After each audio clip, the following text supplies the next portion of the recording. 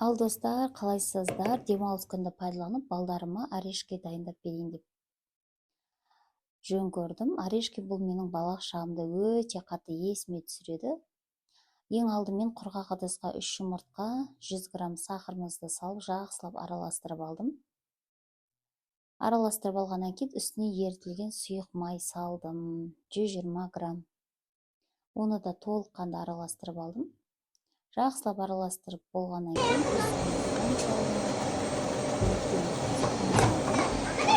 оны жақсылап араластырып, үстінен кішкене қопсытқыш саламыз. Осы екеуін араластырып, қолға жабыспайтындай жұмсақ әдемі қамыр жасаймыз.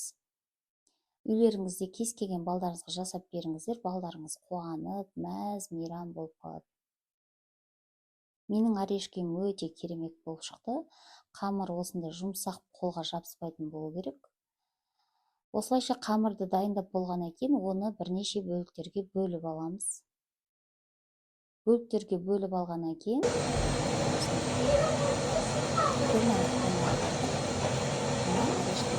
бұны сиятындай етіп дайындаймыз. Менде веси болмағандықтан мен граммға тартпай көз мөлшерінде жасадым. Егер де сіздерде веси болса, грамммен істесеңіздер де болады. Осылайша бөліктерге бөліп, алдын ала дайындап аламыз да, газымызда осылайша орешкидің ыдысын қыздырып аламыз. Қызған орешкидің ыдысына осылайша дайын орешкидің қамырын салып, қатты қысып тұрамыз. Екі жағын аударамыз. Мінекей қараңыздар, өте әдемі қып-қызыл болып пісті. Осылайша піскен орешкилерді бірінен кейін бірін ыдысымызға салып, пісіріп аламыз.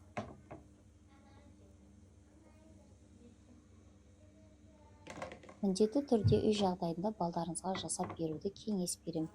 Кез келген бала өте қатты сүйсініп ұнататын печеньенің бірі. Орешкилардың барлығын осылайша пісіріп алдым. Егер сізде электрический орешки болса да болады. Менде осындай бұрында мен бұл анашым қолданған, содан қалған. Осылайша орешкиларды пісіріп алдым. Пісіріп алған орешкиларымды арасына сгущенка жағып біріктіреміз.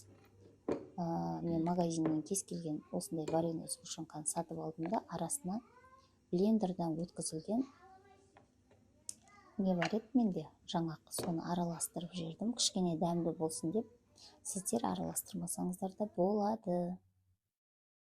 Осылайша араластырып болғаннан кейін орешкидің арасынан біреулеп жағып, жабыстырып шығамыз. Жабыстырып қойғаннан кейін бір сағаттай тұрса өте дәмді болады. Біздің балдар бір сағатты күтпей сразу жеп қойды.